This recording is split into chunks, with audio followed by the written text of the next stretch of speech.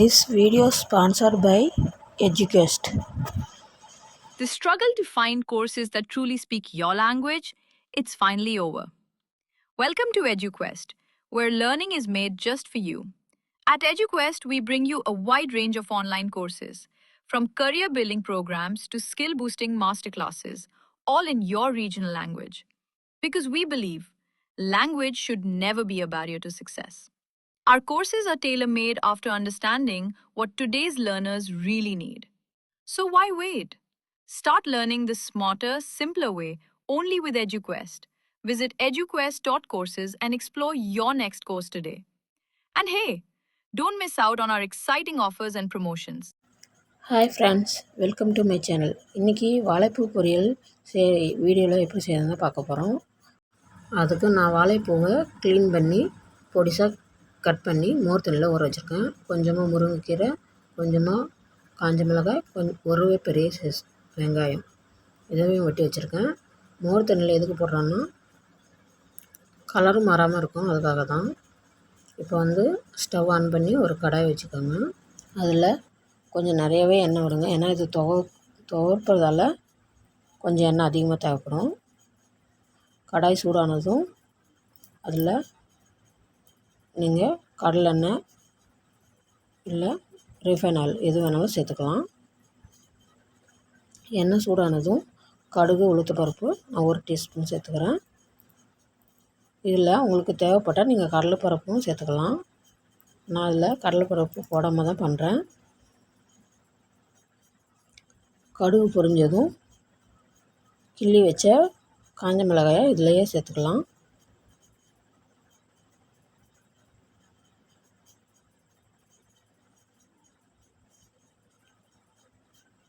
இப்போ வெட்டி வச்ச ஒரு பெரிய வெங்காயத்தையும் சேர்த்துக்கலாம்.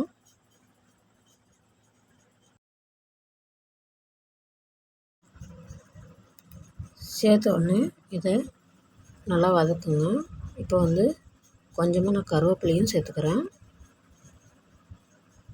வாசத்துக்காக. ரொம்ப அதிகமாக தேவையில்லை, கொஞ்சமாக சேர்த்துட்டா போதும். சேர்த்து நல்லா வதக்கி விடுங்க. அப்புறம் இதில் வெங்காயம் வதங்கிறதுக்காக கொஞ்சமாக நான் உப்பு சேர்த்துக்கிறேன்.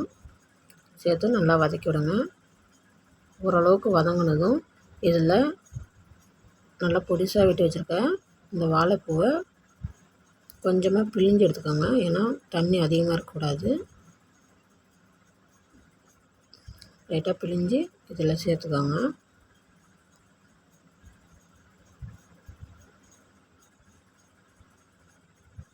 நல்லா சின்னதாக வெட்டிக்கிட்டால் உங்களுக்கு சாப்பிட்றதுக்கு நல்லாயிருக்கும்.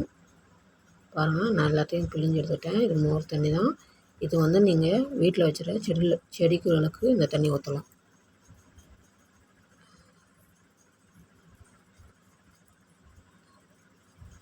இது நல்லா கலரி வதக்கி விடுங்க. இதில் இருக்கிற இது வாழைப்பூவில் தண்ணி விடும், அந்த தண்ணியே போதும். கொஞ்சமாக நான் மஞ்சத்தூள் சேர்த்துக்கிறேன். மஞ்சத்தூள் கொஞ்சமாக சேர்த்துக்கோங்க. இப்போ தண்ணி எதுவும் சேர்க்க தேவையில்லைங்க. இந்த வாழைப்பூவில் இருக்கிற தண்ணியிலே இது வெந்து வரும். இந்த தண்ணியெலாம் வற்றினதுக்கப்புறம் நீங்கள் வெந்து வரலன்னு உங்களுக்கு தோணுச்சுன்னா கொஞ்சமாக நீங்கள் தண்ணியை தெளிச்சிக்கலாம். ஒரு மூடி போட்டு மூடி வச்சு ஒரு 10 நிமிஷத்துக்கு நல்லா வேக வச்சுக்கோங்க. இடையில கிளறி விடுங்க. இப்போ ஓரளவுக்கு வெந்து வந்ததும் இதில் கொஞ்சமாக இந்த பூவுக்கு தேவையான அளவுக்கு உப்பு சேர்த்து நல்லா வதக்குங்க. மூடி வச்சு வதக்குங்க, இல்லைன்னா பூ வேகாது. இப்போ நான் ஓரளவுக்கு வெந்துருச்சுங்க. இப்போ நான் முருங்கைக்கீரையும் இதுலேயே சேர்த்துக்கிறேன். ஒரு 2 கைப்பிடி அளவுக்கு நான் முருங்கைக்கீரை சேர்த்துக்கிறேன். நீங்கள் முருங்கைக்கீரை இல்லை தேங்காய் துருவல் இல்லைன்னா முட்டை எது வேணாலும் சேர்த்து செய்யலாம், எல்லாமே நல்லா தான் இருக்கும்.